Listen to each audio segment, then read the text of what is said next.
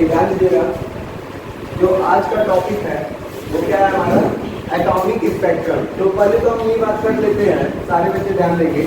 आज कौन कौन सा टॉपिक पढ़ेंगे? आज हम एटॉमिक स्पेक्ट्रम पढ़ेंगे, फिर उसके बाद हाइड्रोजन स्पेक्ट्रम पढ़ेंगे, फिर उसमें हम एनर्जी निकालना, वेवलेंथ निकालना, एनर्जी गैप पढ़ेंगे, फिर जो हम है line बामर series, Lyman series, Paschen series, Brackett series, fund series, ठीक है। इतने सीरीज के बारे में हम लोग पढ़ेंगे। आज का क्लास बड़ा होने वाला है तो सारे बच्चे जानेंगे। तो सबसे पहले एटॉमिक स्पेक्ट्रम के बारे में पढ़ेंगे। तो ध्यान दीजिएगा, जो बोहर थे उन्होंने क्या किया, स्पेक्ट्रम के बारे में जानकारी नहीं दी। इसके बारे में जानकारी नहीं थी, स्पेक्ट्रम की मतलब क्या था कि अगर कोई गैस था, गैस से अगर क्या होता था, कोई व्हाइट कलर जाता था तो हो सकता था वो लाइन रेड कलर का बस दिखे, ब्लू कलर का दिखे, लेकिन बाकी सारी चीजें नहीं दिखती, बाकी सारी चीजें क्या होती थी, नहीं दिखती, ठीक है। तो यहाँ से बात समझ में आ गई। तो इसमें किसमें था, एटॉमिक स्पेक्ट्रम में था, ठीक नहीं होता, ठीक है। तो ये एटॉमिक स्पेक्ट्रम में बातें यहाँ पे बताई गई और बोहर के मॉडल में वो सारी बातें नहीं बताई गई। तो ध्यान दीजिएगा, फिर क्या हुआ, फिर लिया गया एक ट्यूब लिया गया। तो पहली बात तो बच्चे सोच रहे हो कि स्पेक्ट्रम क्या होता है। तो जो विद्युत कहीं से भी मान लेते हैं ये हमारा फ्रिज में है, ठीक है। तो यहाँ से क्या होता है, लाइट जाता है, सफेद लाइट, तो ये 7 कलर में क्या होता है, डिवाइड होता है विद्युत।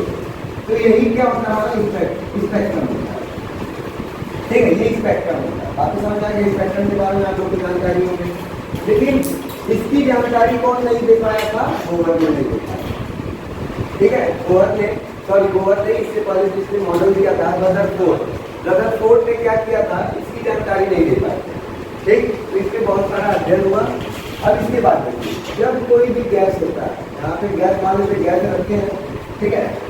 गैस से मान लेते हैं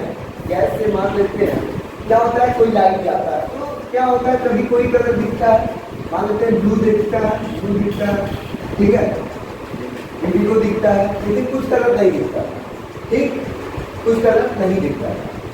क्यों नहीं दिखता था, अब इसकी बात हुई। तो इसके बारे में तो क्या हुआ, रदरफोर्ड जो थे उन्होंने ये तो सारी बातें बता दी थी कि क्या से क्या होता है, लेकिन उन्होंने ये नहीं बता पाया कि स्पेक्ट्रम क्या होता है। स्पेक्ट्रम के बारे में उन्होंने जानकारी नहीं दी। तो इस पे कौन काम स्टार्ट किया, बोहर ने काम स्टार्ट किया। उन्होंने लाइट जब पास कराया तो देखा कि कुछ ग्लोई कलर दिख रहा है, ठीक। तो उसके बाद क्या किया, देखो उसके बाद इन्होंने क्या किया, कोई भी एक हमारा स्पेक्ट्रम लिया या कोई भी हमारा गैस लिया, गैस के क्या होते हैं, एटम्स होते हैं, गैस के क्या होते हैं, एटम्स होते होंगे, बिल्कुल होते होंगे। अब उसको हीट किया, अब उसको क्या किया, हीट किया, ठीक है। तो यहाँ से कुछ ना कुछ क्या होता है, पर्टिकुलर एनर्जी या रेडिएशन निकलता है, पर्टिकुलर एनर्जी या रेडिएशन निकलता था और उसको भी किसी प्रिज्म से बुझाते थे तो कुछ कलर दिखता था, कुछ नहीं दिखता था, ठीक। और यहाँ पे क्या होता था, जैसे कि मान लेते हैं ये हमारा एटम है, एटम का सेल है, ठीक है, एटम का सेल है। अब मान लेते हैं इलेक्ट्रॉन यहाँ पे है, इलेक्ट्रॉन यहाँ पे। अब इसको हम क्या करते हैं, हीट करते हैं, ये हीट करते हैं, ठीक। जब हीट करेंगे तो इलेक्ट्रॉन यहाँ से कहाँ चला जाता है, इलेक्ट्रॉन यहाँ से यहाँ चला जाएगा, हाँ, क्योंकि जब हीट किए तो इलेक्ट्रॉन को एक एनर्जी मिली और एनर्जी, इतना एनर्जी मिल गया कि वो अपना सेल छोड़ के क्या हो गया, नेक्स्ट सेल में चला गया, ठीक है। हो सकता है इसमें भी जा सकता है, लेकिन इतना एनर्जी मिल गया कि इस सेल में चला गया, ठीक। क्योंकि जब हीट करोगे तो एनर्जी मिलेगा, और एनर्जी इतना मिला कि इस सेल से छोड़ के उस सेल में आ गया इलेक्ट्रॉन। समझ में आ रहा है यहाँ पे बातें।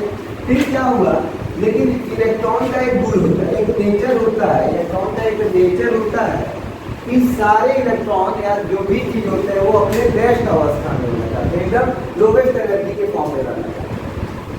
संसार में जितनी भी चीजें हैं वो किसमें रहना चाहते हैं, लोवेस्ट एनर्जी लेवल में रहना चाहते हैं। अब बात करेंगे सर लोवेस्ट एनर्जी लेवल क्या होता है, जैसे हम लोग ही हैं, अगर हमें क्या हो कि मिले कि एक जगह 10 लाख रुपया मिल रहा है कि आप आराम से घर में सोए रहिए, आपको 10 लाख रुपया दिया जाएगा, और ये क्या है कि आप दिन भर मेहनत कीजिए और आपको 10 लाख रुपया मिल रहा है। तो हम क्या कहेंगे भाई जहाँ पे आराम है वहाँ पे हम रहेंगे, आपको सोए आपको 10 लाख रुपया मिलना चाहिए। तो आप भी लोवेस्ट एनर्जी के फॉर्म में रहना चाहते हैं, इसी तरह इलेक्ट्रॉन जो है भले से हाई एनर्जी लेवल पे पहुंच गया, लेकिन वो रहना कहाँ चाहता है, लोवेस्ट एनर्जी में, जहाँ था वही रहना चाहता है। ठीक है, तो ये फिर क्या होगा, इलेक्ट्रॉन जो था, यहाँ पे जो इलेक्ट्रॉन था वो रेडिएशन को क्या करेगा, इमिट करेगा। इसको रेडिएशन वेव को क्या करेगा, इमिट करेगा। इमिट करने का मतलब समझ जाएगा, वो रेडिएशन निकालेगा, एनर्जी निकालेगा और फिर कहाँ पहुंच जाएगा, यहाँ से किसमें जाना चाहेगा, आपने एकदम लोवेस्ट एनर्जी लेवल। समझ में आ रहा? तो ये पर्टिकुलर रेडिएशन निकाला होगा, बात समझ में आ रहा? ऐसा तो है नहीं कि कुछ ना भी निकालेगा तो पहुंच जाएगा यहाँ पे, क्योंकि एक एनर्जी लेवल से दूसरे एनर्जी लेवल में जाने के लिए पर्टिकुलर उतना ही क्या करना पड़ेगा, एनर्जी निकालना पड़ेगा। जैसे कि बात हम करेंगे, इसका कितना होता है -13.6 और इसका कितना होता है माइनस होता है कितना, -3.4 इलेक्ट्रॉन वोल्ट। अब इस सेल से इस सेल में जाने के लिए कितना निकालना पड़ेगा, 10.2 इलेक्ट्रॉन वोल्ट इसको देना पड़ेगा, और इस सेल से फिर इसमें आने के लिए -10.2 इलेक्ट्रॉन वोल्ट होना पड़ेगा। यहाँ पे बात समझ आया? इसी तरह जब यहाँ से वहाँ गया और वहाँ से फिर यहाँ गया, एक पर्टिकुलर रेडिएशन निकालेगा, समझ में आ रहा है, एक पर्टिकुलर एनर्जी निकालेगा। ऐसा तो है नहीं सारी तरह की एनर्जी निकाल देगा, एक इलेक्ट्रॉन वोल्ट निकाल के तब भी चलेगा, 2 इलेक्ट्रॉन वोल्ट निकाल के तब भी चलेगा, ऐसा तो होगा नहीं। एक पर्टिकुलर इलेक्ट्रॉन वोल्ट निकालेगा, और जब पर्टिकुलर इलेक्ट्रॉन वोल्ट निकालेगा तो इसी के कारण अभी ऐसा तो है नहीं कि एनर्जी एक सेम है, कुछ भी एनर्जी निकाल दे रहा है, कुछ अलग, मतलब एक फिक्स्ड एनर्जी निकाल रहा है ना। और इसी के कारण जो रेडिएशन के कारण जो एनर्जी क्या करता है, निकालता है, तो एक फिक्स्ड एनर्जी निकालेगा, फिक्स्ड रेडिएशन वेव निकालेगा। इसी के कारण क्या होता है, हमारा जो स्पेक्ट्रम दिखाई पड़ता है, कुछ रंग दिखाई पड़ते हैं और कुछ रंग नहीं दिखाई पड़ते। बात समझ में आ गया? इसका एक पर्टिकुलर रीजन ये है कि ये फिक्स्ड एनर्जी वाली वेव निकालता है। क्या निकालता है, यहाँ से यहाँ तक पहुँचने में क्या होता है, फिक्स्ड एनर्जी वाले वेव निकालते हैं। तो सिंपल सा आंसर क्या होगा, फिक्स्ड एनर्जी वाले क्या होता है, वेव निकालता है, वेव निकालता है, फिक्स्ड एनर्जी वाले वेव निकालते हैं। इसी कारण क्या होता है, जो हमारा लाइट क्या होता है, किसी भी गैस से जब हम लोग लाइट पास करते हैं तो कुछ गैसेस, कुछ कलर क्या होते हैं, दिखाई देते हैं। इसी कारण कुछ कलर क्या होते हैं, कलर दिखाई देते हैं।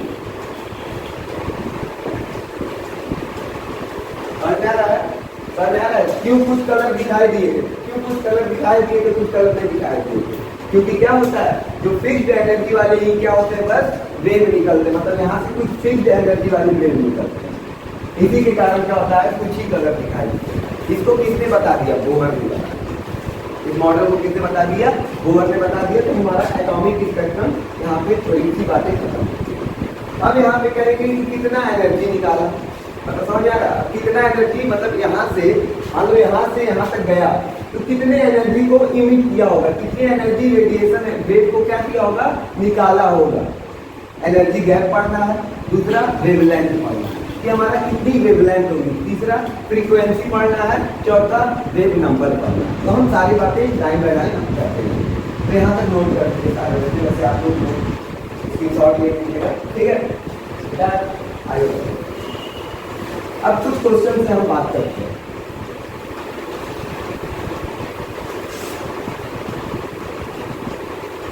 अब कुछ क्वेश्चन से बात करते हैं। देखो अब क्वेश्चन ये बात करेंगे, क्योंकि क्वेश्चन से ही हम वेवलेंथ निकालना सीखेंगे और एनर्जी गैप निकालना सीखेंगे, ठीक है। तो बोला है, क्वेश्चन बोला है, ध्यान दीजिएगा, क्वेश्चन से ही हम समझेंगे। एंड हाइड्रोजन एटम है, ठीक है, and hydrogen atom electron jump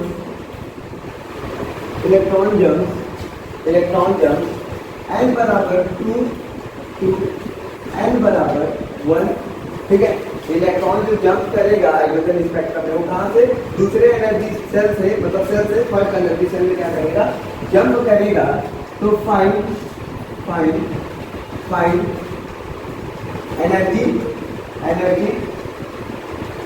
energy और कौन सी एनर्जी, जो इमिट करेगा, जो एनर्जी इमिट करेगा, कितना एनर्जी इमिट किया वहां से यहाँ तक पहुंचने में, एंड वेवलेंथ। अब देखिए ध्यान दीजिएगा सारे बच्चे, एक तो एनर्जी निकालना है, एक वेवलेंथ निकालना है। आप सारे बच्चे पढ़े हैं, हम सब कुछ ट्रिक से बताएंगे, सारा कुछ ट्रिक सिखाएंगे। डेल्टा ई बराबर क्या होता है, E2 minus E1, E2 minus E1। तो ध्यान दीजिएगा, आप पिछले हमारे लेक्चर में देख लीजिएगा, हमने सारी बातें बता दी थी कैसे एनर्जी निकाली जाती है। पिछले लेक्चर में सारा कुछ क्या है, कवर है, जहाँ पे बोहर का मॉडल हम पढ़े हुए, वहाँ पे सारी बातें क्या है, कवर है। अब ध्यान दीजिएगा, ये यहाँ तक बातें हैं, ये हमारा प्लस है, ये E2, इसकी एनर्जी कुछ होगी, इसकी एनर्जी E2 होगी और इसकी एनर्जी क्या होगी, E1 होगी। तो आप लोगों ने E2 इसकी एनर्जी निकालने का फॉर्मूला पढ़े थे, Z square by N square, Z square by N square into minus 13.6 electron volt. ये क्या है, टोटल एनर्जी आप लोग पढ़े होंगे, जब हम टोटल एनर्जी निकलवाए थे, याद है, टोटल एनर्जी निकलवाए थे, पोटेंशियल एनर्जी निकलवाए थे, काइनेटिक एनर्जी निकाले थे। जो टोटल एनर्जी हमारा वो इतना, क्लियर है, ठीक है। फिर E2 हो गया, ये E2 के लिए N2 दूसरा होगा, क्योंकि N2 कितना होगा, 2 होगा, ठीक है, क्योंकि सेकेंड से निकला, ठीक, माइनस माइनस यहाँ लगाते हैं। फिर यही फॉर्मूला जेड, क्योंकि हाइड्रोजन भी है तो एटॉमिक नंबर तो बदलेगा नहीं, N1 का स्क्वायर इंटू माइनस 13.6 इलेक्ट्रॉन। ध्यान दीजिएगा सारे बच्चे। अब वैल्यू पुट करते हैं, वैल्यू पुट करने से पहले ये माइनस माइनस क्या हो गया, प्लस, तो इसको हम आगे बोला लेते हैं, क्या हो जाएगा, Z square by N1 square into 13.6, और फिर इसको उधर कर दो तो ये माइनस आ जाए, क्योंकि यहाँ माइनस है, तो minus 13.6 Z square N1 N2 का, यहाँ तक होगा, यहाँ तक होगा। अब वैल्यू पुट कर दीजिए, वैल्यू क्या, जेड तो 1 होगा, N1 कितना है, N1 देखो 1 है, ठीक है, जो छोटा वाली वैल्यू होगा वो N1 होगा, तो 1 का स्क्वायर 1 हो गया, 13.6 माइनस 13.6 जेड स्क्वायर तो 1 ही है, और N2 का कितना है, 2 है, 2 का स्क्वायर कितना होगा, 4। यहाँ तक बातें समझ में आती है। तो अब माइनस कीजिए, 13.6 माइनस कितना आया, देखिए डिवाइड करेंगे तो 3.2 है, 3.4 आएगा, कितना आएगा, 3.4 आएगा। अब माइनस करेंगे तो 10.2 इलेक्ट्रॉन वोल्ट आएगा। क्लियर है, मतलब क्या सीखते हैं कि यहाँ से यहाँ तक आने में कितना इलेक्ट्रॉन वोल्ट निकलेगा, 10.2 इलेक्ट्रॉन, मतलब इतना एनर्जी क्या करेगा, ये इमिट करेगा। क्लियर है, तो हमारा तो एनर्जी को निकालने आप लोग को आ गया होगा कि अब किसी का भी सर एनर्जी दिया तो हम निकाल देंगे एनर्जी गैप। ये एनर्जी गैप है, एनर्जी गैप का मतलब क्या होता है समझिएगा, ये N1 है और ये क्या है, N2 है, मतलब इलेक्ट्रॉन जो है यहाँ से आता है। अब आप लोग सोच रहे हो कि सर इलेक्ट्रॉन आता है क्या, इलेक्ट्रॉन यहाँ से आ जम करता है, सच्चाई तो ये है, वो तो आप लोग को बता दिया जाता है, ठीक है, इलेक्ट्रॉन नहीं जाता है, क्या होता है, स्पिन होता है, स्पिन चेंज होता है। अगर इलेक्ट्रॉन की स्पिन अगर कुछ होगी तो वो स्पिन चेंज होता है, वो बड़े क्लास की बात है, लेकिन बोल दिया जाता है कि इलेक्ट्रॉन जाता है। क्या होता है ना कि इसको रेडिएशन मिला, एब्जॉर्ब किया, रेडिएशन या कुछ हुआ ऐसा कि ये एब्जॉर्ब किया और फिर अपने एनर्जी लेवल से इस एनर्जी लेवल में चला जाता है। जैसे यहाँ पे कोई इलेक्ट्रॉन है, अगर 1 से 2 में जाना होता है तो क्या होता है, कोई रेडिएशन लिया या एनर्जी लिया, फिर यहाँ से क्या होता है, इलेक्ट्रॉन उठ के यहाँ, इलेक्ट्रॉन नहीं होता, वो स्पिन चेंज होता है, तो बताया जाता है इलेक्ट्रॉन। तो समझिए, आप लोग भी समझने के लिए समझिए, इसको एनर्जी मिला, इलेक्ट्रॉन यहाँ से उठ के यहाँ चला गया, यहाँ से। क्लियर है, ये हमारा क्या है, एनर्जी गैप के बारे में। अब एनर्जी गैप तो आ गया आप लोग को, अब सोचेंगे सर हमको वेवलेंथ भी निकालना है, तरंग दैर्घ्य भी निकालना है, तो E बराबर होता है hc/λ। क्या होता है, hc/λ। ध्यान दीजिए, ये हमारा होता है डेल्टा E बराबर hc/λ, लेकिन इसका यूज हम लोग नहीं करते हैं। अब सोचिए सर फॉर्मूला करके बताया, फॉर्मूला आप लोग को याद करने के लिए बताया गया, क्यों नहीं निकाला जाए, क्यों नहीं निकाला जाए, क्योंकि जो E है हमारा, E किसमें आ रहा है, इलेक्ट्रॉन वोल्ट में आ रहा है, ठीक है। H जो प्लांक कांस्टेंट होता है वो जूल सेकंड में होता है, और जो हमारा स्पीड की जो मतलब कि प्रकाश की जो चाल होती है वो 3 × 10⁸ मीटर पर सेकंड होता है, इसलिए हमने यहाँ नहीं यूज किया और लैम्डा निकालने। तो ये वैल्यू मतलब कि सेम वो नहीं है, मतलब यूनिट सेम नहीं है, इसलिए हम इसका यूज नहीं करते। अब जब इसका नहीं यूज करते हैं तो सर किसका यूज करते हैं, तो एक फॉर्मूला होता है, तो सारे बच्चे ध्यान देंगे, उस फॉर्मूले को हम प्रूव करेंगे कि कैसे आया, एक नया फॉर्मूला। कि सर अगर ये नहीं यूज करेंगे तो कौन सा फॉर्मूला यूज करेंगे। तो फॉर्मूले को हम लोग प्रूव करना सीखते हैं, ठीक है। प्रूव क्या है, ध्यान दीजिए। हम चाहते हैं तो छोटा सा फॉर्मूला लिखवा देते हैं, लेकिन ये फॉर्मूला एक लिख देते हैं कि होता क्या है। 1/λ = r z square 1/n1 square minus 1/n2 square, ठीक है। ये फॉर्मूला तो यही होता है, ठीक है, फॉर्मूला तो ये होगा, ठीक। लेकिन हम लोग यूज क्यों कैसे करेंगे, तो आप ध्यान दीजिए सारे बच्चे। और एक और फॉर्मूला होता है E बराबर 12375 इन अपॉन लैम्डा। ध्यान दीजिए, ये 3 फॉर्मूले होते हैं। इन 3 फॉर्मूले से हम क्या निकालते हैं, हम अपनी वैल्यू निकालते हैं लैम्डा की। लेकिन ध्यान दीजिएगा, ये वैल्यू तब निकाल पाएंगे जब E की वैल्यू दी होगी। इलेक्ट्रॉन वोल्ट में अगर दी होगी तब हम ये वैल्यू पुट कर सकते हैं। मान लीजिए अगर एनर्जी दिया ही ना हो, तो एनर्जी दिया ही ना हो तो हम लैम्डा नहीं निकाल पाएंगे। लेकिन अगर एनर्जी दिया हो तो हम ये फॉर्मूला यूज करके इजीली क्या कर सकते हैं, हम लैम्डा निकाल सकते हैं, ठीक। अगर ये एनर्जी ना दिया हो तो हम ये वाला फॉर्मूला यूज करते हैं। 1/λ बराबर r z square 1/n1 square minus 1/n2 square. ये वाला फॉर्मूला याद हो गया आप लोगों को। और ये वाला तो इसका पहले तो हम ये निकाल लेते हैं कि एनर्जी का तो निकाल लिए। अब हम क्या निकाल लें, अब इसका हम निकाल लें लैम्डा के फॉर्म। तो लैम्डा इक्वल टू क्या लिखेंगे, लैम्डा इक्वल तो 12375 अपॉन एनर्जी गैप कितना निकाले हैं 10.2। अब डिवाइड कर देंगे, आपका आंसर आ जाएगा। लैम्डा की वैल्यू क्या हो जाएगी, आ जाएगी। वो भी किस में आएगी, एंगस्ट्रॉम में आएगी। इसमें आती है एंगस्ट्रॉम। तो ये फॉर्मूला तो समझ में आ गया, समझ में आइए। तो आप लोगों को डायरेक्टली ट्रिक है, याद कर लीजिएगा। ये IIT नीट वाले बच्चे यही ट्रिक करके अपना क्वेश्चन सॉल्व करते हैं। अब बात करते हैं ये वाला। तो सर ये फॉर्मूला आया कहाँ से, इतना बड़ा R कहाँ से आ गया, ये कहाँ से आ गया। तो इस फॉर्मूले को हम लोग क्या करते हैं, सीखते हैं कहाँ से आया और ये कहाँ से आ गया ये फॉर्मूला। तो ध्यान दीजिएगा, यहाँ पे सबकी वैल्यू रखी गई होगी, ठीक है। सारी वैल्यू रख के और इलेक्ट्रॉन वोल्ट को भी किसमें, जूल में बदल के फिर वैल्यू रखी गई है, तब इसकी वैल्यू आई है। समझ में आ गया।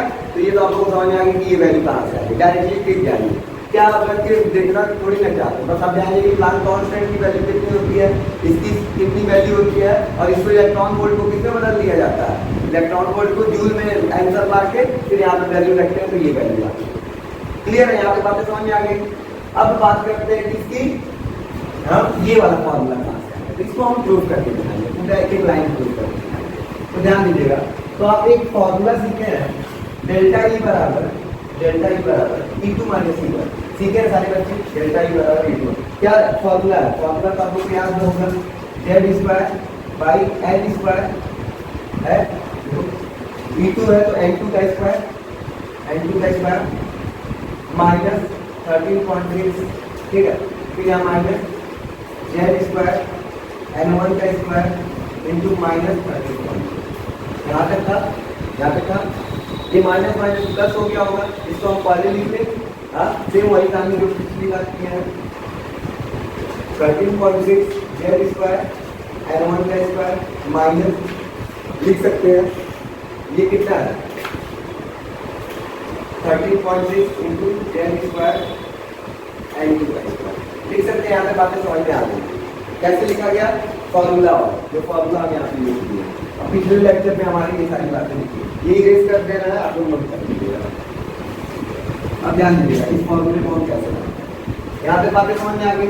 अब ध्यान दीजिएगा, इन दोनों में क्या कॉमन है, 13.6 इंटू जेड स्क्वायर कॉमन है। हाँ, तो डेल्टा ई बराबर यहाँ लिखते हैं 13.6 इंटू जेड स्क्वायर क्या है कॉमन, और कॉमन है तो क्या बचा 1/n1 square minus 1/n2 square.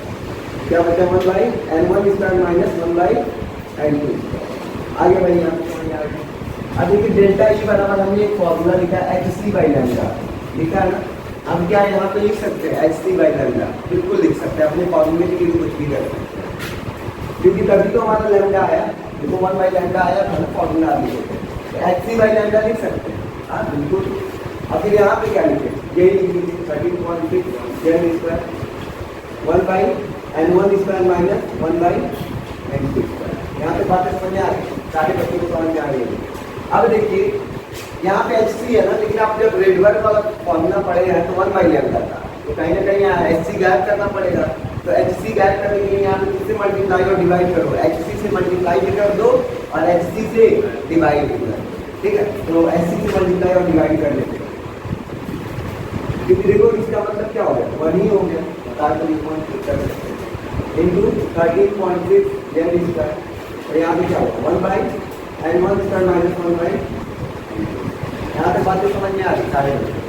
अब देखो एच सी से एच सी क्या हो गया, कैंसिल हो गया, तो कितना है 1 बाई लैम्डा इक्वल, देखो जेड स्क्वायर या ऐसे लिखते हैं 13.6 by H C Z square 1 by N one square minus 1 by N two. Okay भाई, ध्यान देने वाली बात है, इतने के जगह हमारा रिडबर्ग कांस्टेंट आता है, क्या आता है रिडबर्ग कांस्टेंट आर, समझ आ गया। अब आर क्या था, आर हमारा रिडबर्ग कांस्टेंट होता है, क्या होता है रिडबर्ग कांस्टेंट होता है। देखो तो 1 बाई लैम्डा इक्वल टू क्या लिख सकते हैं, यहाँ पे आर लिख सकते हैं, R Z square 1 by N one square minus 1 by N to.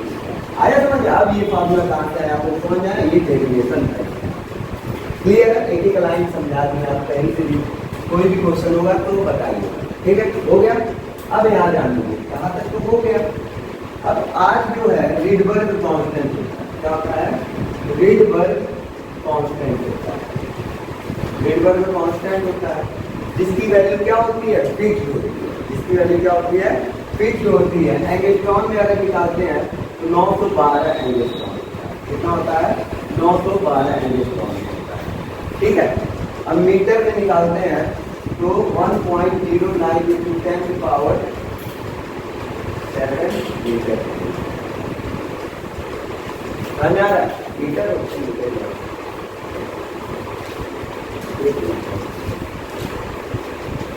ठीक है, इतना होता है।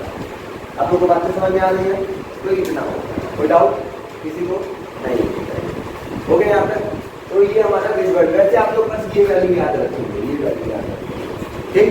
इस वैल्यू को आप मत याद कीजिए, क्योंकि जो भी हमारा क्वेश्चन सॉल्व होगा सब इसी वैल्यू से होगा, क्लियर है ना। अब कैसे सॉल्व होगा हम आगे देखते हैं, तो यहाँ पे नोट करके सारे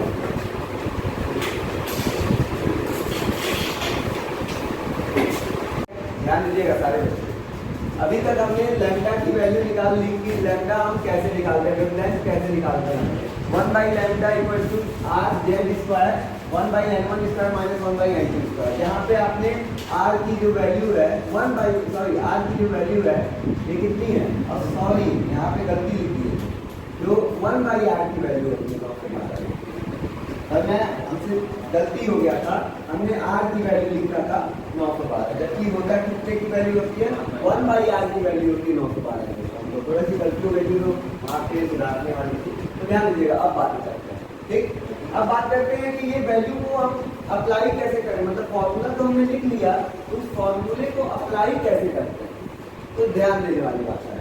अब सेम कॉन्सेप्ट मतलब सेम क्वेश्चन यही है कि अगर हमारा हाइड्रोजन है, हाइड्रोजन एटम है, ठीक है, हाइड्रोजन एटम है, हाइड्रोजन एटम में कोई भी इलेक्ट्रॉन जो है तीसरे लेवल से किस पे आ रहा है, पहले लेवल पे आ रहा है, मतलब कि डी एक्साइटेशन हो रहा है, n बराबर 3 2 किस पे आ रहा है, n बराबर 1 पे आ रहा है, ठीक है। तीसरे से पहले पे आ रहा है तो हमारा वेवलेंथ कितना होगा, अब डायरेक्ट वेवलेंथ, ठीक, वेवलेंथ कितना होगा तो ध्यान दीजिएगा 1 बाई लैम्डा इक्वल टू क्या होगा आर लिखिए। और कौन सा एटम है, हाइड्रोजन एटम है, तो हाइड्रोजन एटम के लिए एटॉमिक नंबर कितना होता है 1, तो 1 लिखिए, 1 का स्क्वायर 1 ही हो जाएगा 1।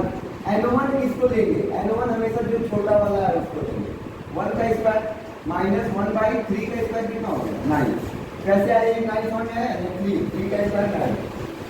अब क्या होगा आर, यहाँ पे एलसीएम लेंगे तो कितना आएगा 9 माइनस 1, तो 8 बाई 9 आ जाएगा, कितना आ जाएगा 8 बाई 9 होगा। डायरेक्टली हम पूरे इसको सॉल्व करेंगे। अब देखिए 1 बाई लैम्डा हो गया। अब देखिए दोनों को रेसिप्रोकल कीजिए, और मैं दोनों का उल्टा कीजिए, तो लैम्डा इक्वल टू क्या होगा 9 बाई 8 आर, यहाँ पे हो गया 8 आर हो गया। अब देखिए 9 बाई 8 आर तो हो गया, यहाँ पे बात समझ में आ रहा है। अब इसके बाद क्या करेंगे, 1 बाई आर की वैल्यू कितनी है 912 है, ये प्रूव कर दीजिए, तो लैम्डा इक्वल टू कितना होगा 9 बाई 8 इंटू 912 हो गया। अब कैंसिल कीजिए, अब 8 से इसको कैंसिल करेंगे, कितना होगा 8 1 सा 8 1 1 8 1 सा 8 8 को कट जाएगा, 8 1 सा 1, ठीक है 1 1 8 1 सा 1 3 2 1 1 4 1 1 4 into 9 कर दीजिएगा, कितना हो गया 36 3 9 3 12 21, ठीक है। हो सकता है कैलकुलेशन में गलती हो सकता है, तो कोई दिक्कत नहीं है, आप देख लीजिएगा, ठीक है। तो इस तरह रिवर्स कांस्टेंट वाले फॉर्मूले का हम लोग यूज करके क्या करते हैं, हम लोग वैल्यू निकालते हैं डी एक्साइटेशन और इसकी। अब इसके बाद हम लोग बात करते हैं, अब हमारा लाइमन सीरीज की बात करेंगे, पास्टन सीरीज की बात करेंगे, ठीक है। लाइमन, बामन, पास्टन, फिर ब्रैकेट सीरीज की बात करेंगे, फिर फंड सीरीज की बात करेंगे, ठीक है। तो यहाँ तक आप स्टार्ट करते हैं। तो what is the Lyman series? अब लाइमन सीरीज सबसे इंपॉर्टेंट टॉपिक है, लाइमन सीरीज का लाइमन सीरीज। अब देखो लाइमन सीरीज का मतलब ये होता है, जैसे कि कोई एनर्जी गैस है, ये सेल है, मान लो ये क्या है, सेल है, N1 सेल है, N बराबर 2 है, N बराबर 3 है, N बराबर 4 है, N बराबर 5 है, ठीक है। ये हमारे सेल है। सेल का मतलब आप समझते हैं कि जो पहला सेल का के एल है, मतलब मान लेते हैं ये के है, एल है, एम है, एन है, ओ, के एल एम एन ओ से है, के एल एम एन ओ से है। अब ध्यान दीजिएगा, आप एक बात और अपने दिमाग में सोच सकते हैं, सर ये एनर्जी का यहाँ पे तो ज्यादा है, लेकिन फिर थोड़ा सा कम हुआ, फिर कम हो रहा, फिर आगे चल के कम हो रहा है। तो बिल्कुल कम होता है, क्योंकि आप जब हाइड्रोजन वाला पढ़े हैं तो पहले का कितना निकाले थे, 13.6 निकाले थे, माइनस सेकेंड वाले का कितना निकाले थे, -3.4। देखिए दोनों में तो गैप ज्यादा है, 10.2 का गैप है, लेकिन जो इसके बाद निकालते हैं ये कितना -1.51। अब इन दोनों के बीच गैप देखो कम हो गया। फिर इसके बाद जो अगला निकालोगे तो यहाँ पे -0.85। अब इन दोनों के बीच गैप कम होता जाता है। तो जैसे ही एनर्जी बढ़ता जाता है, एनर्जी बढ़ता जाता है, तो एनर्जी गैप क्या होता है, कम होता जाता है। क्लियर है? तो सेम इसीलिए यहाँ तो एनर्जी गैप कम है। अब लाइमन सीरीज क्या होता है, तो हाई एनर्जी लेवल से, क्या हाई एनर्जी लेवल से जो इलेक्ट्रॉन का जो ट्रांजिशन होता है वो कहाँ पे आता है, फर्स्ट सेल में होता है। समझ आ रहा है कि जो इलेक्ट्रॉन डी एक्साइट होकर कहाँ पे आता है, फर्स्ट सेल में आता है। डी एक्साइट होकर फर्स्ट सेल में आने का मतलब क्या है, यहाँ से इलेक्ट्रॉन क्या होगा, फर्स्ट सेल में आया, मतलब टू सेल से फर्स्ट सेल में आया, ठीक है। हाई सेल ये सब इससे हाई एनर्जी लेवल वाले है ना। फिर यहाँ से इलेक्ट्रॉन क्या होगा, यहाँ पे आया, मतलब दूसरे से पहले में आना, तीसरे से पहले में आना, चौथे सेल से पहले में आना, पांचवें सेल से पहले में आना। तो यही क्या होता है, मतलब कि हाई एनर्जी सेल से क्या होना, पहले सेल में आना, ये क्या होता है, लाइमन सीरीज होता है। समझ आ रहा है कि कोई भी सेल हो, पहले को छोड़ के जितने भी अपर सेल है, तो उस सेल से क्या होता है, इलेक्ट्रॉन जो है, मतलब इलेक्ट्रॉन जो है ट्रांसफर होकर किस सेल में आना, फर्स्ट सेल में आना ही लाइमन सीरीज होता है। अब आप समझ लेना कि सर दूसरे से पहले में आ गया, तीसरे से पहले आ गया, चौथे से पांचवें, तो मैक्सिमम कितने सेल से आ सकता है, तो हम मान सकते हैं इनफाइनाइट सेल से हमारा कितने आ सकता है, 1 में आ सकता है, ठीक है। यहाँ पे बात समझ में आएगा। अब एक बहुत बड़ी बात सुनिएगा, अब हम लैम्डा की बात करेंगे। लैम्डा कब हाईएस्ट होगा, अब कब क्या होगा, शॉर्टेस्ट होगा। तो ध्यान दीजिएगा, हाईएस्ट और शॉर्टेस्ट का होगा, मतलब कि इसका रेंज कितने से कितने में लाई करेगा। तो देखिए एक फॉर्मूला हम लिखे थे, डेल्टा ई बराबर hc बाई लैम्डा लिखे थे। जो एनर्जी होता है वो लैम्डा वेवलेंथ के इनवर्सली प्रोपोर्शनल होता है। समझ में आया? जो एनर्जी गैप होता है लैम्डा के क्या होता है, इनवर्सली प्रोपोर्शनल होता है, व्युत्क्रमानुपाती होता है। मतलब क्या हुआ, अगर ये घटेगा, लैम्डा घटेगा तो ई क्या होगा, बढ़ेगा, ठीक है। अगर ये ज्यादा होगा तो ये क्या होगा, कम होगा। तो ये देखो ये कम है, ये क्या कम है, डेल्टा ई कम है, तो डेल्टा ई कम होगा तो क्या ज्यादा होगा, लैम्डा ज्यादा होगा। समझ में आया? तो कब हाईएस्ट मिलेगा, जब n बराबर 2 टू n बराबर 1 पे हाईएस्ट वैल्यू मिलेगी। समझ में आ रहा है? क्यों मिलेगा, क्योंकि जब एनर्जी गैप क्या है, कम है, एनर्जी गैप कम है, ये कम है, तो इसकी वैल्यू क्या होगी, ज्यादा होगी। तो हमारा ये कम होगा, अगर एनर्जी गैप क्या होगा, कम होगा। ये कब कम होगा, जब ये वैल्यू क्या होगी, ज्यादा होगी। तो डेल्टा ई तो हाईएस्ट वैल्यू कब मिलेगा, जब ये एनर्जी गैप क्या होगा, कम होगा। तो एनर्जी गैप यहाँ पे कम है। अब इनफाइनाइट से आ रहा है, इनफाइनाइट से आ रहा है मतलब कि एनर्जी गैप क्या बहुत ज्यादा है, मतलब एनर्जी गैप ये बहुत ज्यादा कब होगा, जब ये क्या होगा एकदम कम होगा, ठीक है, तो ये कम मिलेगा n बराबर इनफाइनाइट से n बराबर 1 तक इसकी वैल्यू। अब प्रूव करके दिखाते हैं कैसे मिलेगी, ठीक है, हाईएस्ट वैल्यू कब मिलेगी और लोवेस्ट वैल्यू। तो आपको एक फॉर्मूला याद होगा कि कांस्टेंट पावर जो होगी पिछले बार में हम प्रूव किए हैं, ये वाला फॉर्मूला कहाँ गया, ये फॉर्मूला। तो यहाँ से हम लैम्डा की वैल्यू निकालते हैं। तो पहले हाईएस्ट वाला निकालते हैं कि इसकी हाईएस्ट रेंज कितनी होगी। तो ध्यान दीजिएगा 1 by lambda equal to R Z square. तो हाइड्रोजन आइटम के लिए पढ़ रहा है, ये सब हम हाइड्रोजन स्पेक्ट्रम के लिए पढ़ रहे हैं। किसके लिए पढ़ रहा है, हाइड्रोजन स्पेक्ट्रम के लिए पढ़ रहा है, हाइड्रोजन स्पेक्ट्रम के लाइन, ठीक है, hydrogen spectrum 1 by lambda R hydrogen का atomic number 1 by n1 square. n1 को हम जो काम होता है उसी को मानते हैं, n1 स्क्वायर माइनस हम हाईएस्ट के लिए पढ़ रहे हैं ना, n2 कितना रखेंगे, 2 का स्क्वायर कितना होगा 4 होगा भाई, होगा। तो कितना आ गया 1 by lambda equal to R. अब यहाँ पे देखो 4 एलसीएम होगा, 4 माइनस 1 3 बाई 4 आएगा, यहाँ पे आ रहा होगा। फिर दोनों का रेसिप्रोकल कर दो तो कितना होगा, लैम्डा इक्वल टू कितना होगा 4 बाई 3 आर होगा भाई, होगा। 1 बाई आर की वैल्यू आप लोग को बता दी गई है 912 है, तो रख दीजिए लैम्डा इक्वल टू कितना होगा 4 बाई 3 912। अब कैंसिल करेंगे 3 3 0 4, तो अब 4 में मल्टीप्लाई कर देंगे तो 12 60। आपको बुक में डायरेक्ट वैल्यू लिखी रखी है, लेकिन आप समझ में आए कहाँ से वैल्यू लिखी हुई है, तो ये यहाँ से आई हुई है। तो जो रेंज है वो कितना होगा 1216 एंगस्ट्रॉम होगा, ठीक। इसका जो सबसे हाईएस्ट रेंज है कहाँ तक जाएगा 1216 एंगस्ट्रॉम, और लोवेस्ट सब कितना जाएगा। तो लोवेस्ट के लिए आप पढ़ते हैं, लोवेस्ट वाला कैसे निकालते हैं। तो लोवेस्ट वाले के लिए हम लोग एनर्जी गैप ज्यादा लेंगे, मतलब इनफाइनाइट से 1 वाला लेंगे। तो same formula 1 by lambda equal to R Z square मतलब 1 का स्क्वायर, n1 कितना रखेंगे 1 ही रखेंगे, माइनस 1 बाई n2 कितना रखेंगे इनफाइनाइट रखेंगे। 1 बाई इनफाइनाइट कितना होता है 0 होता है, 0 होता है। तो 1 माइनस 0 तो 1 ही हो गया।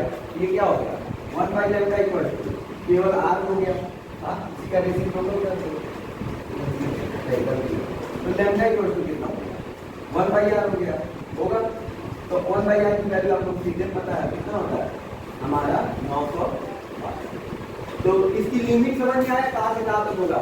सबसे कम जो वैल्यू होगी लाइमन सीरीज में वो कितनी होगी 912 एंगस्ट्रॉम, और सबसे ज्यादा जो वैल्यू होगी 1216। मतलब कि इसका जो रेंज होगा 912 से 1216 एंगस्ट्रॉम के बीच में होगा। मतलब कि जो भी हमारी वैल्यू लाई करेगी लाइमन सीरीज में वो कहाँ से कहाँ तक के रेंज में लाई करेगी 912 एंगस्ट्रॉम से 1216 एंगस्ट्रॉम के बीच ये लाई करेगी लाइमन सीरीज। समझ में आया, सबसे कम इतना होगा, सबसे ज्यादा इतना होगा। अब बात करेंगे थोड़ा सा एक बात और, लाइमन सीरीज में क्या होता है कि आप लोग को कलर नहीं दिखाई देगा। क्या नहीं दिखाई देगा, कलर नहीं दिखाई देगा, क्योंकि वो यूवी रीजन में आता है। किसमें आता है यूवी रीजन में, अल्ट्रा वायलेट रीजन में आता है, पराबैंगनी वाले रीजन में आता है। तो इतना जो रेंज होता है ये यूवी रीजन का होता है। किसका रीजन होता है यूवी रीजन, यूवी रीजन में आता है। और यूवी रीजन में क्या होता है कलर दिखाई नहीं देता है।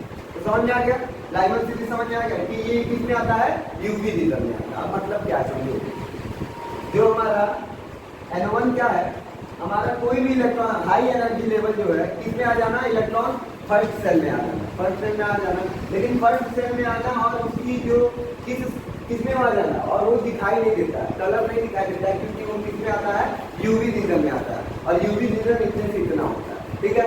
अब ध्यान दीजिएगा, यूवी रीजन का ऑप्शन क्या है, तो सर क्यों नहीं दिखाई देता है, दिखाई इसलिए नहीं देता है, जो विजिबल रीजन होता है वो 4000 एंगस्ट्रॉम से 8000 एंगस्ट्रॉम तक होता है। समझ में आ रहा है, जो विजिबल रीजन होता है वो कहाँ से कहाँ तक होता है 4000 एंगस्ट्रॉम से 8000 एंगस्ट्रॉम के बीच होता है। जिसका रेंज 4000 से 8000 के बीच होगा वही क्या होगा विजिबल होगा, दिखेगा। और जिसका उसके बीच में नहीं होगा तो वो यूवी में होगा, आईआर में होगा, तो अलग अलग बातें सब में बताते हैं। तो अभी लाइमन सीरीज खत्म हो गया हमारा, ठीक है। लाइमन सीरीज में याद रखते हैं, सारे बच्चे नोट्स कर दीजिएगा, स्क्रीनशॉट ले लीजिएगा। इसके बाद देखिए जो नेक्स्ट टॉपिक है हमारा बामर, क्या है बामर सीरीज। अब बामर सीरीज सेम जैसे कि हमारा ये, और ये सबसे इम्पोर्टेंट यही होता है, सबसे इम्पोर्टेंट ये होता है क्योंकि ये विजुअल रीजन में आता है। विजुअल रीजन मतलब 4000 से 8000 के बीच वाला रीजन होता है, सबसे इम्पोर्टेंट होता है। और इसी से क्वेश्चन भी बनते हैं, बहुत सारे मैक्सिमम क्वेश्चन हमारे बामर सीरीज और लाइमन सीरीज से बनते हैं। ठीक है, तो बामर सीरीज क्या होता है? तो सेम एज इट इज जो हमारा सेल होता है, ठीक है, N1 बराबर 1 2 3 4 5। अब हाई एनर्जी लेवल से जो इलेक्ट्रॉन का डी एक्साइटेशन होता है वो किसमें होता है? दूसरे वाले में होता है, दूसरे सेल में होता है। मतलब कि थर्ड से दूसरे में हो रहा है, फोर्थ से दूसरे में हो रहा है, फिफ्थ से दूसरे में हो रहा है, सिक्स से दूसरे में हो रहा है, और डॉट डॉट डॉट इनफाइनाइट से भी किसमें हो रहा है? दूसरे में हो रहा है। समझ आ रहा है? ये किसमें हो रहा है? बामन सीरीज में जो इलेक्ट्रॉन का डी एक्साइटेशन हो रहा है किसमें हो रहा है? तीसरे से दूसरे में। ठीक है, ये पहला लाइन है। और दूसरा लाइन क्या है? चौथा से दूसरा। तो कभी कभी ऐसे बोल देगा कि बामन सीरीज में तीसरा लाइन तीसरे लाइन के लिए वेवलेंथ निकालिए। तो तीसरा लाइन समझ में आ रहा है? पहला लाइन हमारा 3 से 2 है, पहला लाइन कितना है? 3 से 2। दूसरा क्या है? 4 से 2, 4 से 2। तीसरा क्या है? 5 से 2। समझ में आया कि L2 हमारा 2 5 हो जाएगा और N1 हमारा 2 हो जाएगा। थर्ड लाइन कौन होगा? बामन सीरीज का ये होगा। क्लियर है? थर्ड लाइन बामन सीरीज का ये 5 और 2, मतलब N2 5 होगा, N1 2 होगा। यहाँ से बात समझ में आ गई। फॉर्मूला यही रिवर्ट कांस्टेंट वाला लगा के हम लोग क्या कर सकते हैं? हाईएस्ट निकाल सकते हैं, highest wavelength and lowest wavelength निकाल सकते हैं, सेम एज इट इज जैसे लाइमन सीरीज। तो हाईएस्ट वेवलेंथ कब निकलेगा? जब एनर्जी गैप क्या होगा? कम होगा। तो कम एनर्जी गैप सबसे ज्यादा 3 और 2 से दिख रहा है। ठीक है, जब N2 कितना होगा? N2 हमारा 3 होगा और N1 कितना होगा? 2। ये इस वाले वैल्यू के लिए, क्योंकि एनर्जी गैप सबसे कम है, तो यहाँ पे जो वेवलेंथ होगा सबसे ज्यादा होगा, क्योंकि दोनों एक दूसरे के इनवर्सली प्रोपोर्शनल है। ठीक, और सबसे ज्यादा कब निकलेगा? सबसे कम कब निकलेगा? जब एनर्जी गैप ज्यादा होगा। तो इनफाइनाइट से 2 के लिए, तो N2 बराबर इनफाइनाइट से N1 बराबर कितना? 2 के लिए हमारा सबसे कम वेवलेंथ निकलेगा। हम निकाल के दिखा देते हैं। तो पिछला है, एक और थोड़ा सा ट्राई कर लेते हैं, बता देते हैं। तो 1/λ equals to R Z square तो 1 ही होगा, N1 स्क्वायर 2 का स्क्वायर 4 माइनस ये कितना होगा? 3 का स्क्वायर 9। अब इसको सॉल्व कर लीजिएगा। ठीक है, ठीक है, इसको टोटली सॉल्व करके तो लैम्डा कितना आया था? इसका लैम्डा आया था 65 63 है। ठीक है, सॉल्व करेंगे फाइनली आंसर इतना आएगा। सॉल्व कर लीजिएगा, क्योंकि सेम इसी तरह है। ये कितना हो जाएगा? 36 और ऊपर कितना हो जाएगा? 5/36 हो जाएगा R। फिर रेसिप्रोकल कर देना, R की वैल्यू रख देना, इतना आ जाएगा। किसी का 66 आएगा तो वो भी सही है। ठीक है, फिर ये तो हाईएस्ट हो गया, हाईएस्ट लैम्डा। लोवेस्ट कितना आएगा भाई? लोवेस्ट आने के लिए फॉर्मूला 1/λ इक्वल्स टू R 1/2 का स्क्वायर 4 माइनस 1/इनफाइनाइट की वैल्यू 0, तो R/4 हो गया, R/4। अब उल्टा कर दो, रेसिप्रोकल कर दो, तो लगभग कितना हो गया? Lambda equal 4/R। अब 1/R की वैल्यू कितनी होती है? तो लैम्डा इक्वल टू हमारा जो हो गया 4 × 912, तो ये हो गया 8336। समझ आ रहा है? तो सबसे लोवेस्ट कितना है? 3638 और सबसे हाईएस्ट कितना है? 6563।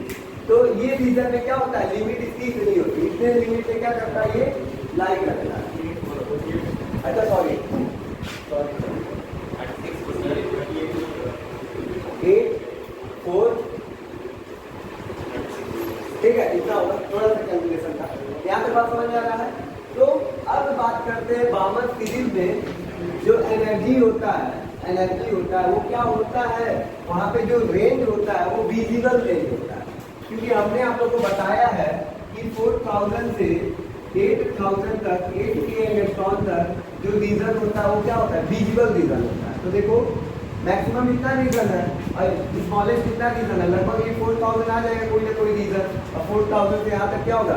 कलर दिखाई देने लगेगा। और इतने ही पे ही हमको भी कलर दिखता है। जो हम लोग के सामने लाल पीला हरा नीला पहन के बैठे होंगे आप लोग, तो हम लोग को भी ये रीजन में क्या होता है? कलर दिखाई देता है। तो ये हमारा बामन सीरीज है। बामन सीरीज की लिमिट कहाँ से कहाँ तक होती है?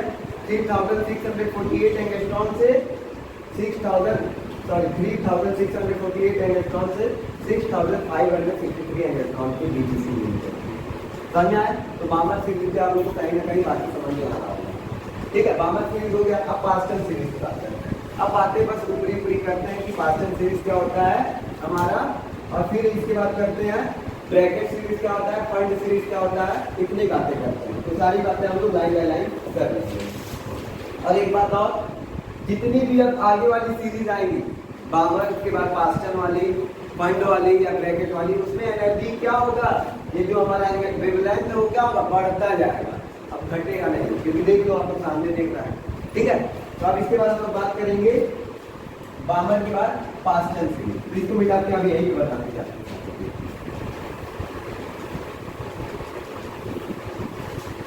पास्टन सीरीज, इसकी बात करेंगे पास्टन सीरीज।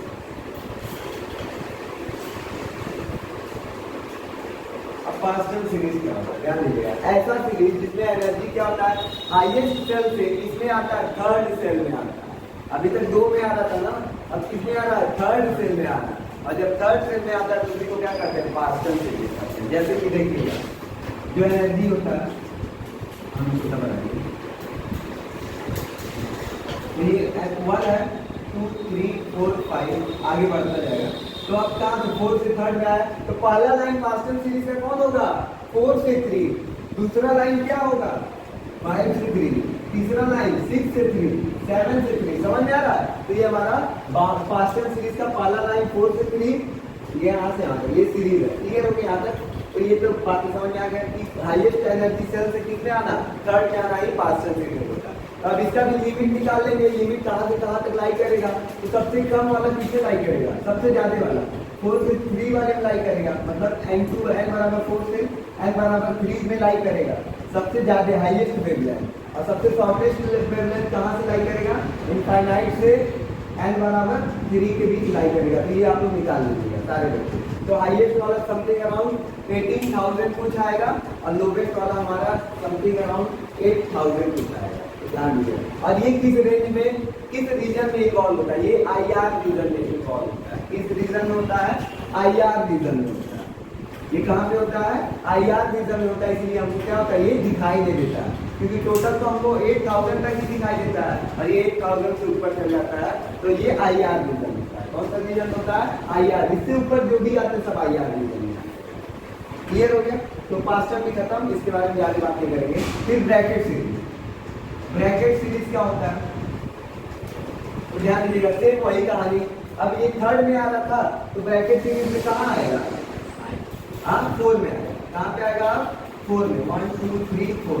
अब मतलब हाईएस्ट सीरीज से कहाँ पे आएगा, 5 से 4 में आएगा, 6 से 4 में आएगा, 7 से क्या आएगा, 7 से 4 में आएगा, 8 से 4 में आएगा, मतलब इनफाइनाइट से 4 में आएगा।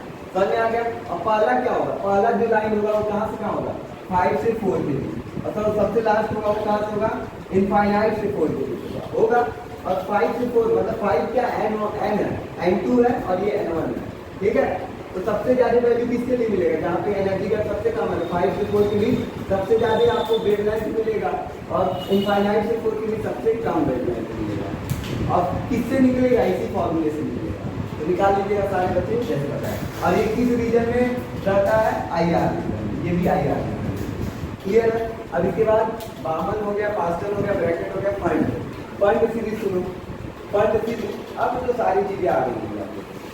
फंड सीरीज क्या होता है, फंड सीरीज ये होता है, अभी तक किसमें जा रहा था, 4 तक जा रहा था, अब किसमें जाएगा, 5 में जाएगा। किसमें जाएगा, 5 में।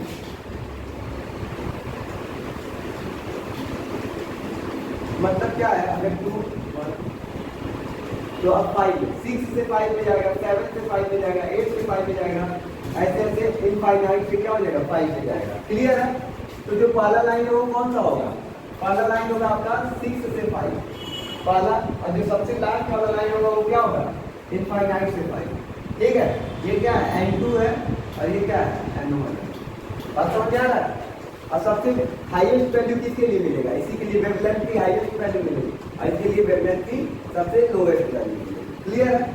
क्लियर है, बात समझ में आ रहा है? पॉइंट सीरीज खत्म। और इसमें क्या होगा, हमारा आईआर रीजन में आएगा। एक और होता है हमारा, एक और रीजन होता है, इसको क्या बोलते हैं, हाँ एम्फरी रीजन। क्या बोलते हैं, एम्फरी बोलते हैं। एम्फरी में क्या हो जाएगा, एंड फरी रीजन ही बता ही देते हो, एंड फरी रीजन, एंड फरी ऐसे रीजन है। इसमें क्या होता है सीरीज में, अब यहाँ पे 5वें तक आ रहा है ना, अब उसमें कहाँ पे आएगा, उसमें 6वें में आएगा, कितने आएगा 6 में, 6 चल नीचे नहीं बना रहा, ठीक है, 6 में आएगा, 7 से 6 में आएगा, 8 से 6 में आएगा, 9 से क्या आएगा 6 में आएगा, 10 से 6 में आएगा, इनफाइनाइट से 6 में आएगा, समझ आ रहा है। अब पहला जो होगा वो कितना होगा 7 से 6, मतलब पहला जो लाइन होगा 7 से 6 मतलब N2 और N1, और लास्ट क्या होगा इनफाइनाइट। तो ये एम्परी सीरीज है, और यहाँ पे हमारा क्या होता है हाइड्रोजन स्पेक्ट्रम क्या होता है टोटली खत्म होता है। लेकिन अब इसका अवसर फिगर बना देता है, और फिगर जो है वो बहुत इंपॉर्टेंट है। तो हम लोग लाइन बाय लाइन हम बामर सीरीज भी पढ़ लिए, पास्टल भी पढ़ लिए, ब्रैकेट सीरीज भी, पॉइंट सीरीज भी, एम्परी सीरीज भी। अब जो फिगर एग्जाम में बनाता है बच्चे बहुत डरते हैं, तो ध्यान दीजिएगा बहुत ईजी फिगर होता है। मान लीजिए पहला है, दूसरा है, या ऐसे बना दूसरा, तीसरा, चौथा, पांचवा, छठा। तो ये N1 है, N1 2 3 4 5 6 7 8, ठीक है, ये होता है। तो पहले लाइमन सीरीज इधर से बनाना है, तो कोई भी होगा ये 2 से 1 में जाता है, 3 से 1 में जाता है, 4 से 1 में जाता है, 5 से 1 में जाता है, 6 से 1 में जाता है। ये लाइमन सीरीज हो गया, लाइमन सीरीज हो गया। फिर बामन कैसे बनेगा, देखो सब 2 में जाएंगे, 3 से 2 में जाएगा, 4 से 2, 5 से 2, 6 से 2, 7 से 2, तो ये क्या हो गया हमारा बामन सीरीज हो गया, ठीक है। और फिर उसके बाद क्या आएगा पास्टल सीरीज में, किसमें जाएगा थर्ड में, यहाँ से थर्ड में, यहाँ से थर्ड में, यहाँ से थर्ड में आया पास्टल सीरीज। ये क्या फिगर को रखना है, क्या बच्चे रख के फिगर देख बना रहे थे, क्या है भाई। फिर बामन के बाद कौन सा आएगा ब्रैकेट, ब्रैकेट में किसमें जाएगा चौथे में जाएगा, यहाँ से चौथा में जाएगा, हाँ आ गया ब्रैकेट हो गया। फिर ये वाला पॉइंट वाला क्या है, ऐसे बनेगा, फिर कल में ऐसे बड़ा सा हमारा क्या होगा स्ट्रक्चर बनेगा। तो क्या आपको कोई स्ट्रक्चर आ गया, कैसे बनाते हैं देख लीजिए सारा, क्योंकि लाइमन वाले में सब 1 पे जा रहा है, बामन वाले में सब 2 में जा रहा है, और पास्टल वाले में सब 3 पे जा रहा है, मतलब उसके हाई एनर्जी वाले सब थर्ड पे जा रहा है। तो यहाँ तक बातें समझ में आ गई। तो यहाँ तक हमारे क्या है पूरी सीरीज हाइड्रोजन स्पेक्ट्रम के बारे में सारी जानकारी दे दी गई है। अब 2-4 क्वेश्चन से डील करेंगे, और क्वेश्चन के बाद हम लोग क्या करेंगे कुछ इंपॉर्टेंट क्वेश्चन करेंगे, और उसके बाद एक और थोड़ा सा छोटा सा पॉइंट हमारा बीच में छूट गया, उसको भी हम कवर करेंगे, ठीक है। तो अभी यहाँ तक हमारी बातें हो गई, आप लोग इसको सॉल्व ध्यान दीजिएगा। अब क्वेश्चन किस तरह आता है ये ध्यान दीजिएगा।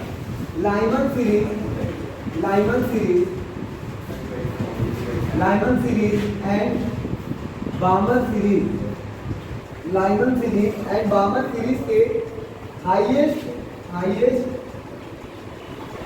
वेवलेंथ का, हाईएस्ट वेवलेंथ का रेशियो बताना।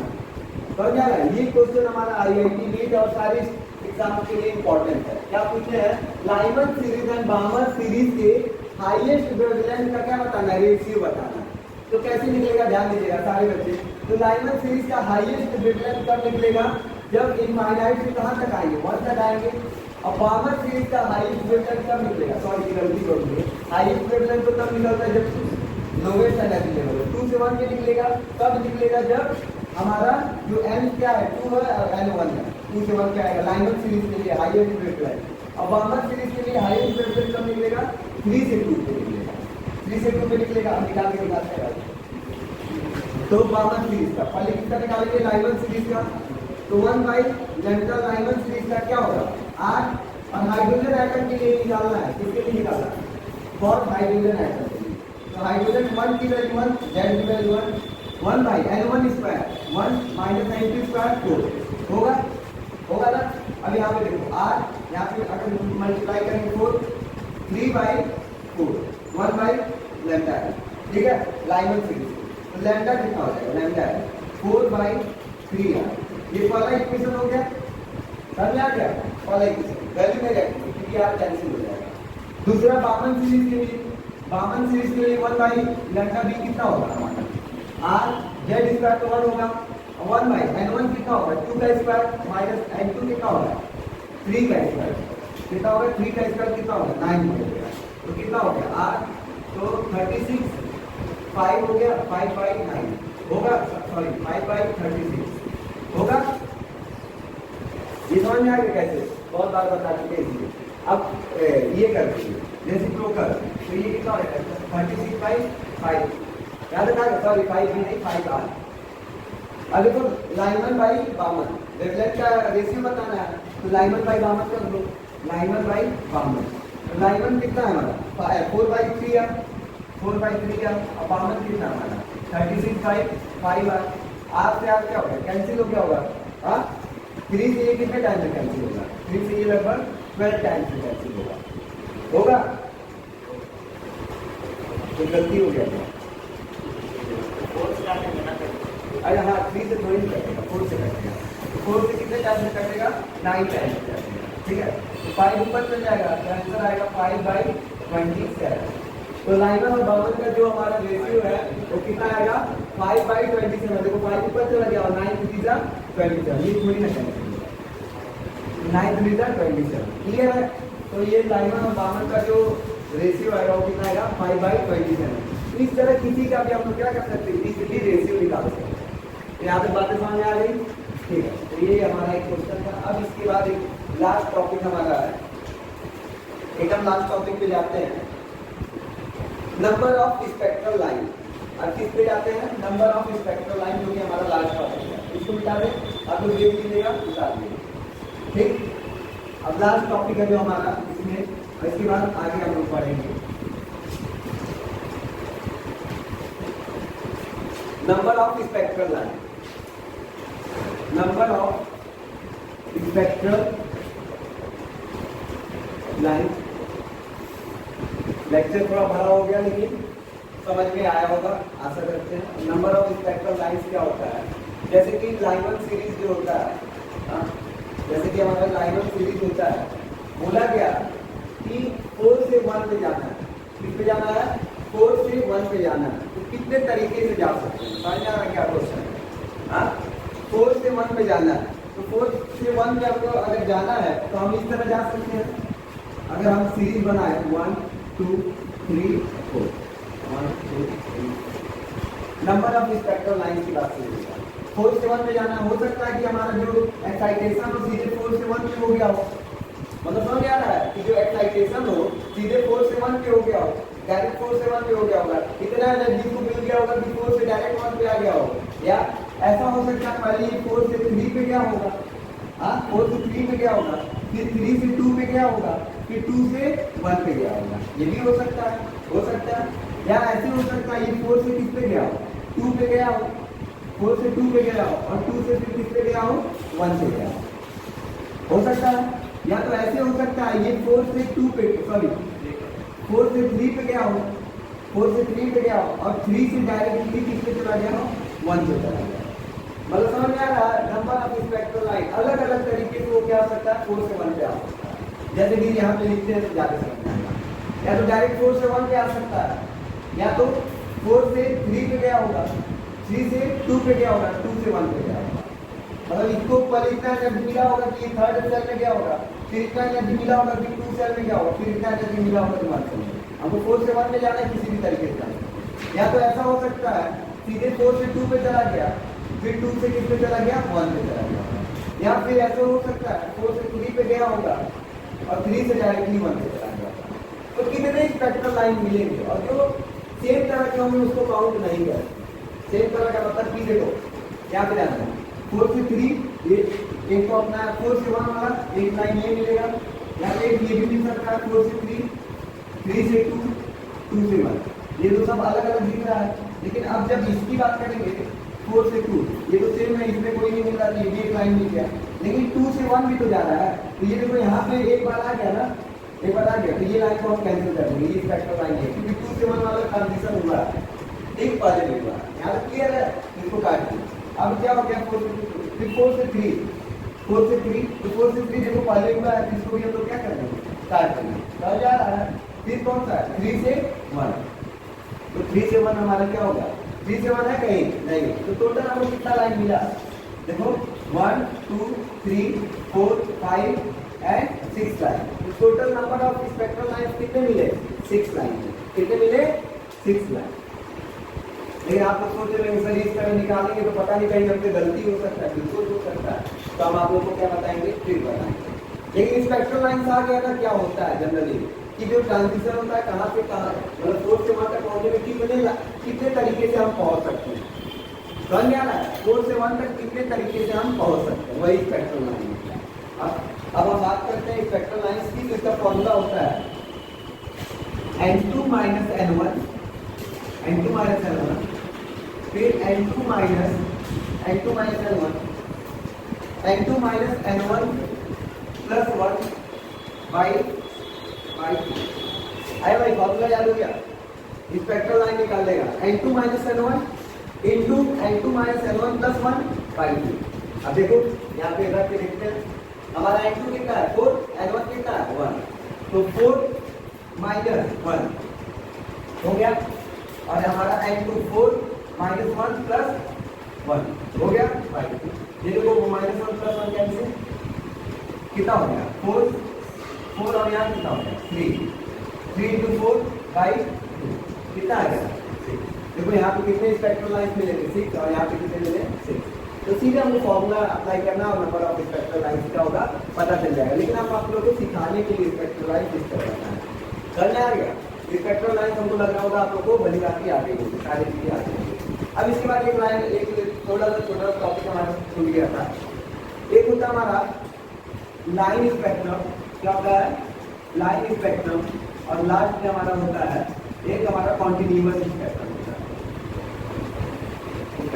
तो कॉन्टिन्यूअस स्पेक्ट्रम वो स्पेक्ट्रम होता है जहां से लाइट पास होता है। अगर व्हाइट कलर किसी ट्रीटमेंट पे पड़ रहा है तो वो 7 रंगों में बदल जाता है, तो वो कॉन्टिन्यूअस स्पेक्ट्रम है।